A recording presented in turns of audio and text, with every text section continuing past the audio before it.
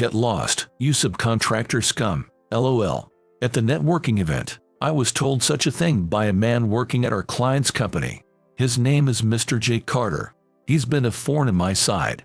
Mr. Carter has always looked down on us, but his behavior today was particularly awful.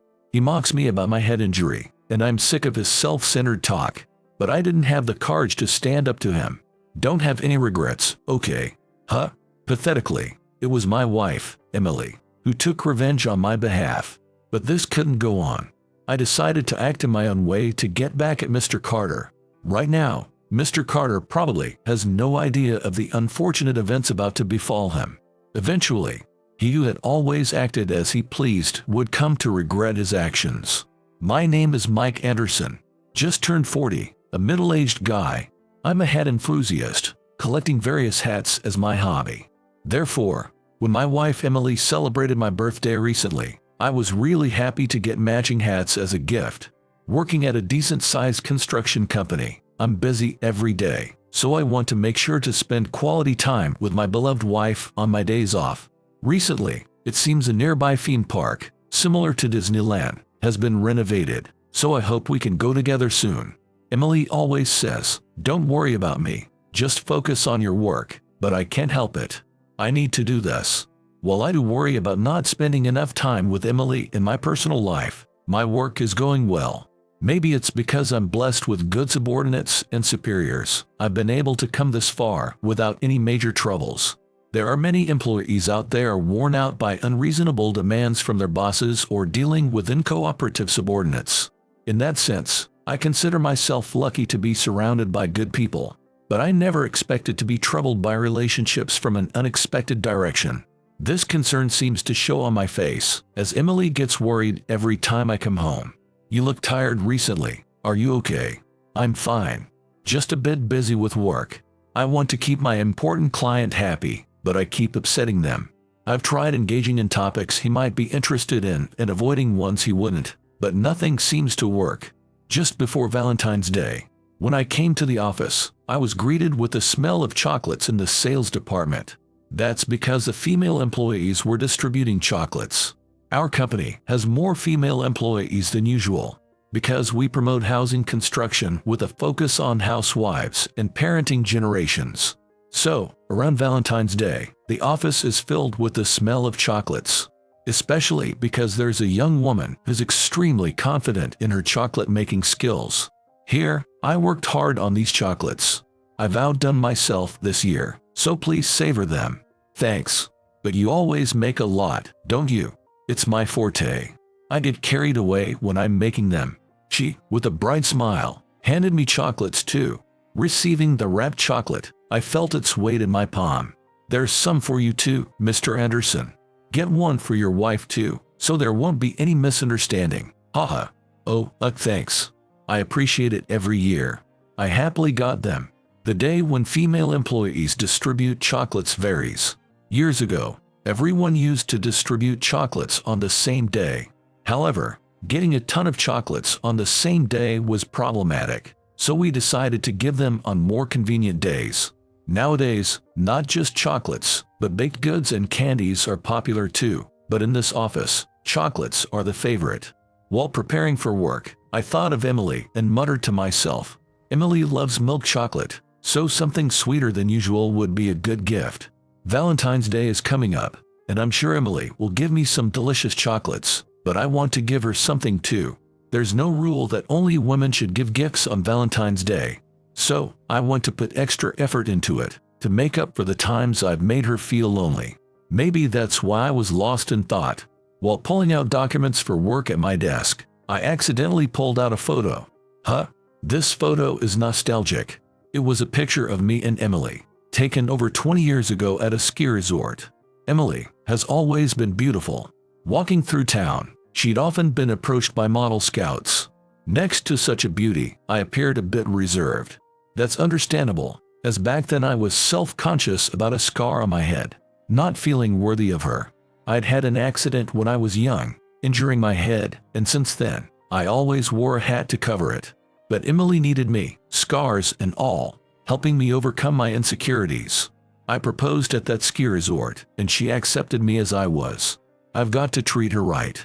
I whispered quietly and carefully put the photo back in its place. As I was lost in thought, time had passed. The start of the workday was approaching, and my colleagues who had been chatting around began to take their seats. The male department head who manages our team arrived, and the office atmosphere became more serious. "Good morning, everyone.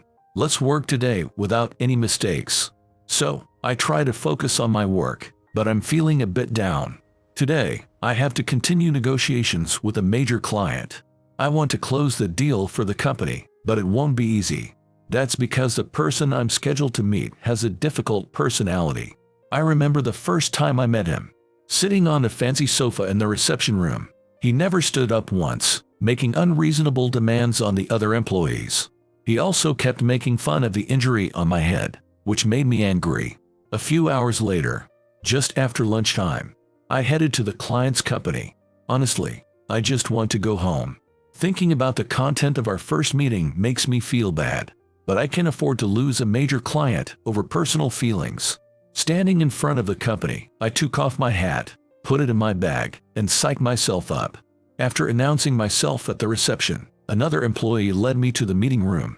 As I entered the room and greeted them, there was the man I had interacted with before. The man, deeply seated in the high-quality sofa, is named Jake Carter. He's a man in his 50s, a generation older than me, and a department head. Mr. Carter, upon seeing me, gestures with his eyes for me to sit down. It seems he won't stand up this time either. "Hello, long time no see. Like last time, I'll do my best to ensure both parties are satisfied." Saying so, I greeted him and started discussing work, laying out documents on the table in front of us. But his reaction wasn't favorable. Without any response and looking bored, Mr. Carter interrupted me after about 10 minutes. "Enough of the preliminary talk. Hand over what's important.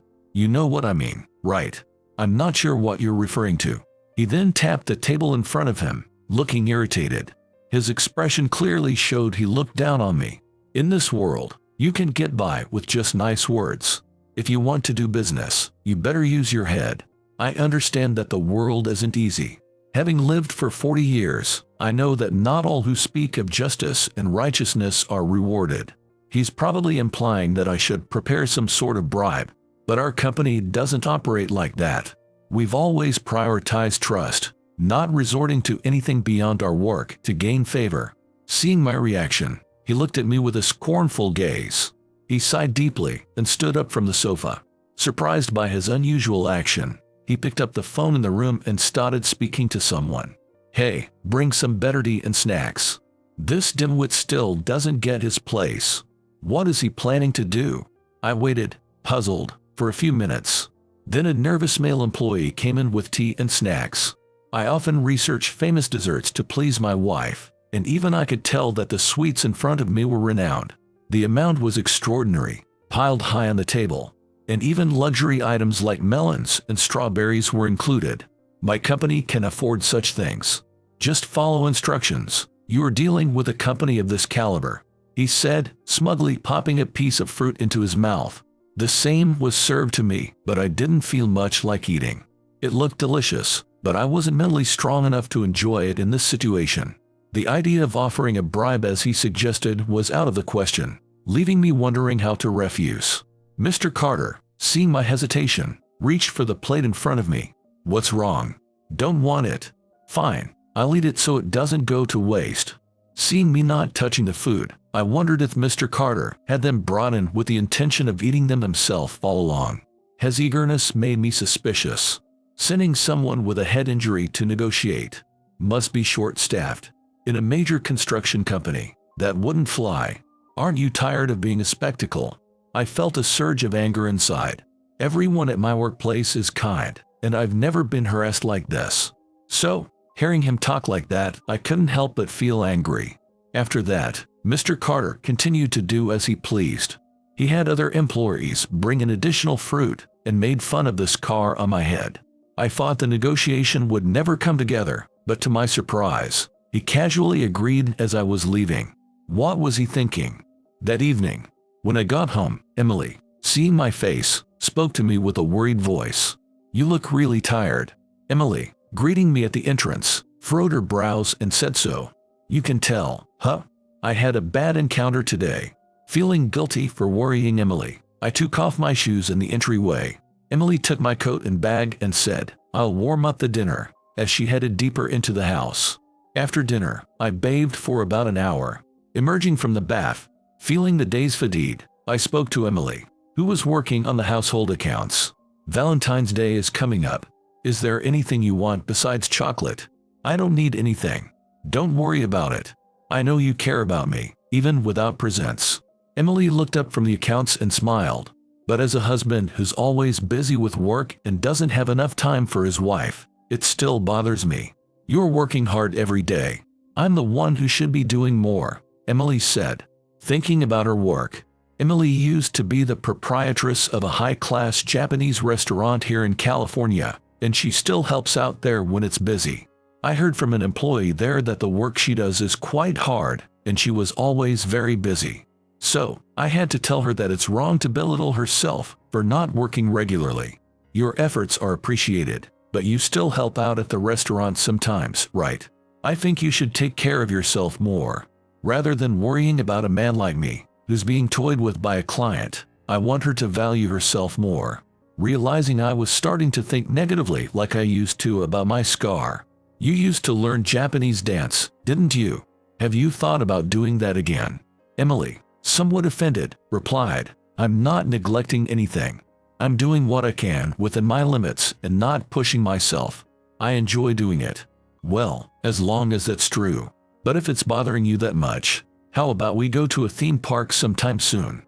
Ah, that's a great idea. Which one should we pick? Hearing Emily's words, I felt a bit happier.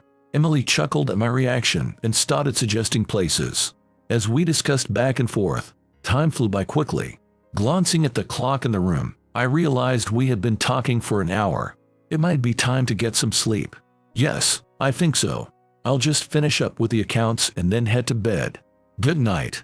After saying good night, I headed to the bedroom first. Lying on the bed, I felt the fatigue hit me, but decided to check my emails on my phone first. Looking at the screen, I saw an email about the networking event. The deal had led to our company and Mr. Carter's company building a better relationship. The venue for the event was the high-end restaurant where Emily works. What a coincidence, I murmured to myself. That night, I fell asleep quickly, not dwelling on the thought for too long. On the day of the networking event, I went to the restaurant, which looked as elegant as Emily had described. Emily was right about the look. It's a bit fancy but has a welcoming feel to it. As I observed the restaurant, I found myself muttering. Creating a comfortable space seemed to be the theme of this place. They probably wanted to avoid excessive luxury that might make customers hesitant to enter. The menu board placed in front of the restaurant added a nice touch. After reading the welcoming message to the customers written there, I removed my hat before entering and placed it in my bag. Stepping inside, a female employee noticed me and approached. Welcome. Are you here for a reservation? Yes, I'm here to attend the networking event. Please, follow me. I followed the employee through the restaurant to a large hall. The room, covered in Japanese traditional mats, was quite spacious, seemingly able to accommodate hundreds of people. Looking around, I saw that many employees were already seated. This seating for the invited guests was pre-arranged, so we couldn't freely move around. But since it hadn't started yet, some people were moving next to acquaintances to chat. Please enjoy your time here. Thank you. Now, where is my seat? After thanking the guide, I looked around for my designated spot. I recalled the details from the email I received a few days ago about the event. The seating position mentioned in email was towards the back of the room. As I walked through the hall looking for the spot, someone called out to me from a seat I was about to pass. What, you are here too? The one who spoke to me was Mr. Carter. He seemed in a very good mood, probably because he was attending the event. I was so used to seeing him grumpy that his cheerful demeanor felt odd. Did you come to perform as the clown? Mr. Carter, glancing at the scar on my head, snorted derisively. A guy with a scar like yours being here could ruin the meal, but well, it's fine for today, he said, laughing. As he reached for the table in front of him, I noticed only a glass of water, but there was a distinct smell of alcohol from him. Looking closely, Mr. Carter's face seemed slightly flushed. Have you been drinking? Yeah, today's a day for enjoyment, right? A little pre-gaming never hurt anyone. It seemed he had been drinking before arriving. Being entangled with a drunk person, especially someone like Mr. Carter, didn't bode well. I tried to leave, but Mr. Carter stopped me. Well, I'll be heading to my seat then. This restaurant's food is really excellent. I've been a fan of this place for a long time. Regardless of my feelings, Mr. Carter started talking. He animatedly described how wonderful the restaurant's cuisine was, using expressive gestures. The food here is exquisite, a rare treat for someone like you. The flavors are unforgettable, especially their mixed rice dish. It's exceptional and never gets old no matter how many times you eat it. Is that so? Not wanting to stand there forever, I reluctantly sat down next to Mr. Carter. I wondered where the host of this seat was, or if they were at a different table. Either way, I hoped they would return soon. Of course, the miso soup you start with is excellent, but the mixed rice is my favorite. That's great to hear. I nodded politely, thinking of Emily when I heard the name of the dish. The mixed rice was a recipe Emily had developed. Originally a temporary offering, it became a staple due to its popularity among regular customers. It's being served today too, so I'm looking forward to it. I seized the opportunity to leave as soon as the conversation paused. That's nice. Well then, I'd like to see the person who came up with this dish. Wonder what kind of person they are. Hearing Mr. Carter express a desire to meet Emily, I inadvertently stayed put. Then I carelessly added, that would be interesting. But with hundreds of customers today, the staff must be very busy. Regretting my unnecessary comment, I inwardly groaned. Mr. Carter often gets upset when his conversation is contradicted. True to form, his expression quickly turned sour. You really can hold a conversation, can you? It's a wonder you managed to keep a job. I'm sorry, I replied, embarrassed. After my comment, Mr. Carter seemed to remember other grievances, and he lectured me on various matters. It was my bad luck to have been caught by Mr. Carter in a room of hundreds. Why are you still here? A useless guy like you should work for a subcontractor. You'll be fired soon. No sane company keeps unnecessary people around. His words became more disjointed as the alcohol seemed to affect him. Yay, you'll be fired soon. Then you'll have to work in some back-breaking job at a subcontractor, sweating and toiling. Pooh you. His hypothetical ramblings seemed to become reality in his mind. I just listened quietly, maintaining a composed demeanor. Then, a woman approached us. It was Emily, wearing a traditional restaurant uniform. Mr. Jake Carter, you mentioned wanting to meet the creator of the mixed rice dish earlier. Is there something you need? I heard about your conversation from a staff member and wanted to follow up. Seeing her, I was taken aback. After all, Emily wasn't supposed to be working here today. I recalled a few minutes earlier when an employee came to refill the water, overhearing Mr. Carter's enthusiastic talk about the mixed rice. But why was Emily here if she wasn't scheduled to work? As I grappled with my surprise, the conversation moved on. Mr. Carter, seeing Emily's face, exclaimed joyfully and quickly started talking to her. I never imagined the creator would be such a beautiful woman. Thank you for always preparing delicious meals. He said this with a smile, expressing his gratitude to Emily. I had never seen Mr. Carter speak so politely to anyone, and it felt off. Unaware of my thoughts, Mr. Carter gestured to the seat next to him, which was still empty. It was on the opposite side from where I was sitting. Why don't you sit here for a while and chat? I'm eager to learn more about this restaurant and its dishes. Mr. Carter, not even considering the possibility of being declined, waited for Emily's response with flushed cheeks. Seemingly not from alcohol, but more likely from ulterior motives. I was sure Emily would refuse, but to my surprise, she responded with words that overturned my expectations. All right. I was hoping to talk as well. May I join the event? My voice leaked out in surprise, but it seemed Mr. Carter didn't hear it. Upon Emily's agreement, Mr. Carter looked pleased and then waved dismissively at me. Subcontractors, poor guy. You can leave now, LOL. It seemed in his mind I was already relegated to a pitiful employee, burdened with hard labor at a subcontracting company. His attitude had always been condescending, but now it was as if he was dealing with a stray dog. No, but concerned about Emily. I looked at her, but Mr. Carter mistook it. Stop being persistent. She wouldn't bother with someone like you, a man with a scar. Mr. Carter, seeking agreement from Emily, didn't notice her brief, cold glance. Don't have any regrets, okay? Huh?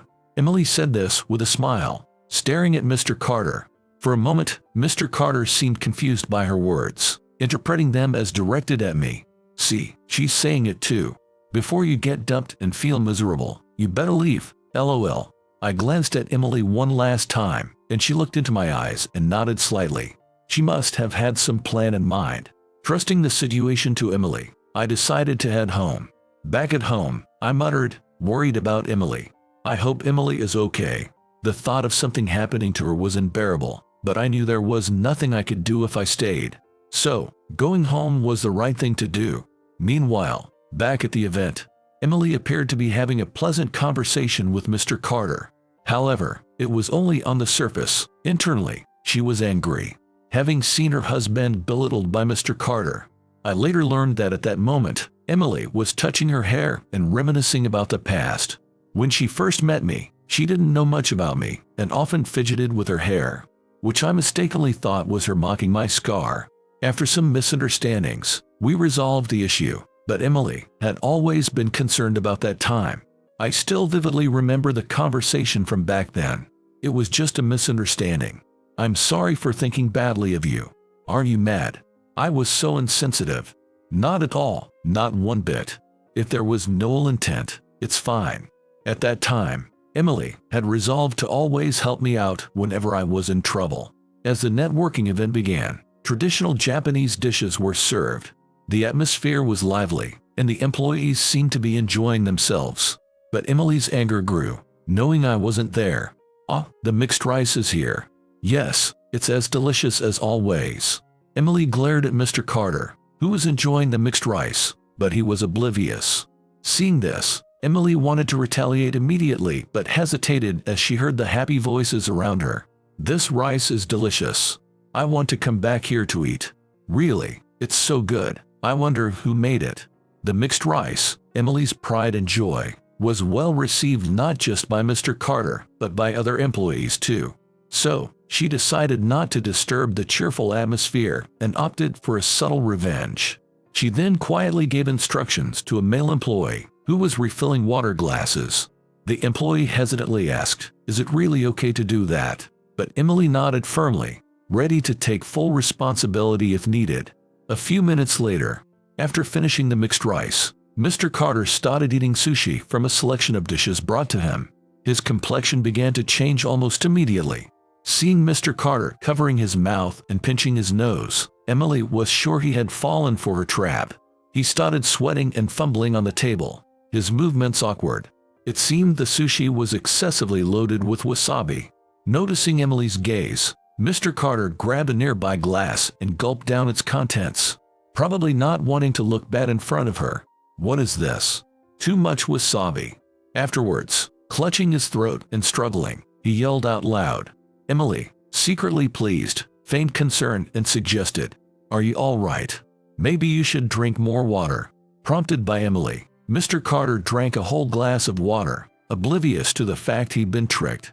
His face turned red, and he complained about the person who made the sushi. Who did this shoddy job? They should be fired. Angry, Mr. Carter was about to summon another staff member, but Emily intervened, not wanting to involve others. "Please be forgiving. Instead of that, I'd like to know more about you, Mr. Carter." "Well, if you say so, Emily." He seemed quite taken with her. But Emily's revenge wasn't over yet. "I heard earlier that you enjoy Japanese dance. Would you mind showing me? I bet you look great when you dance." "All right. I'll show you what I've got." Emily mentioned that when she prompted Mr. Carter to dance, he stood up and began spinning around unsteadily. She was confused at first, not realizing he was attempting to dance because of how terrible it was. "How's that? Impressive, right?" "Yes, very impressive. I've never seen anything like it." Mr. Carter, proudly dancing, seemed oblivious to Emily's sarcasm. She continued to flatter him, encouraging him to dance more. However, due to his drunken state, he couldn't dance properly and soon fell, landing hard on his behind. Emily secretly laughed and recorded the scene, sending me the video later, hoping it would cheer me up. Afterward, Emily excused herself, citing other tasks. Watching the video at home, I thanked her silently. "Thank you, Emily. I'm always saved by you."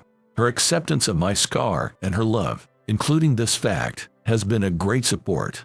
Her presence is invaluable to me. Thanks to Emily, I was able to indirectly get back at Mr. Carter, but should I really leave everything to her?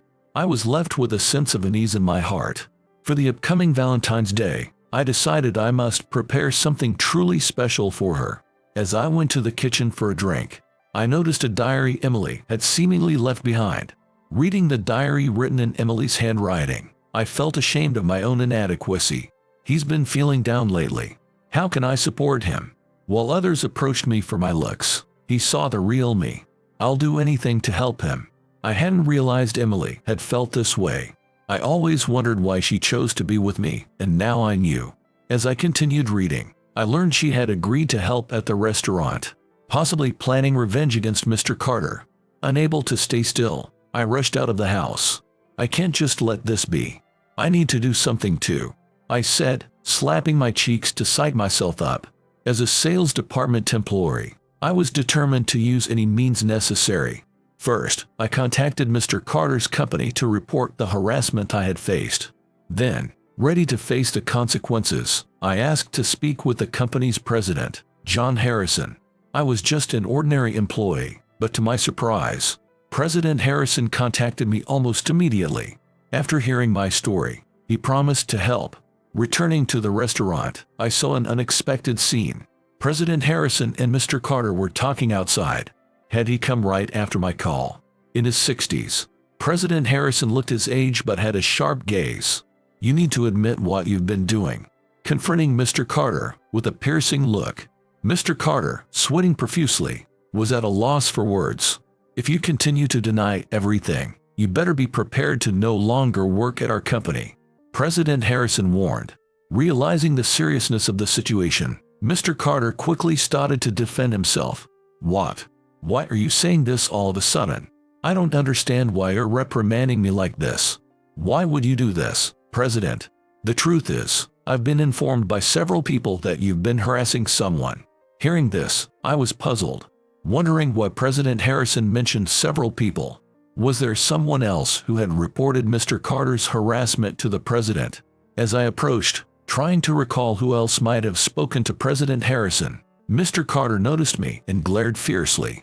But President Harrison scolded him. Instead of reflecting, "You resent others. I'm disappointed. Bringing personal grudges into business dealings is unacceptable. Have you intentionally prolonged negotiations and harassed those you don't like in business transactions? That's absurd. I was just being cautious and acting as a responsible department head," Mr. Carter protested.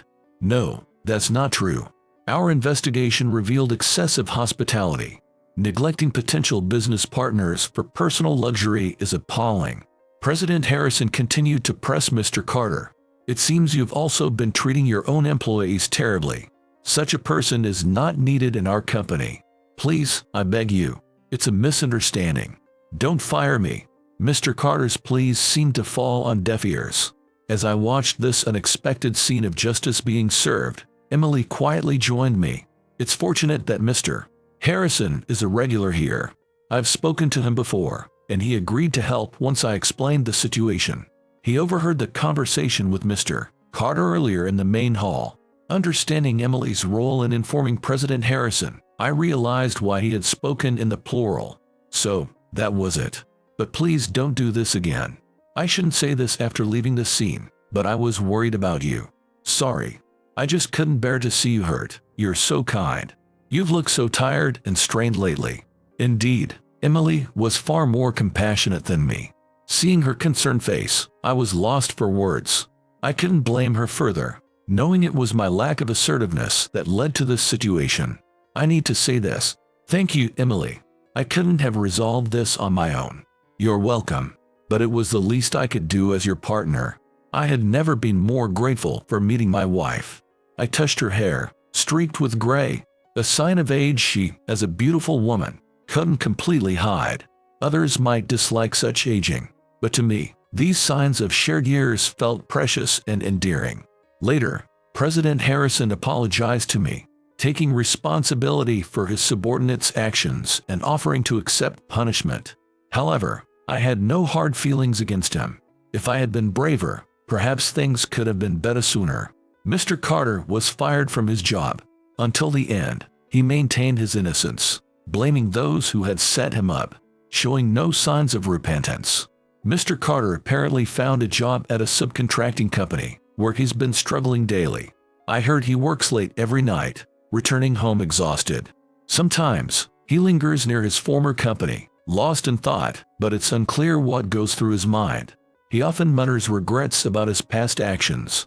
All we can hope for is that he will learn and change for the better. Meanwhile, Emily and I went on a date a few weeks later.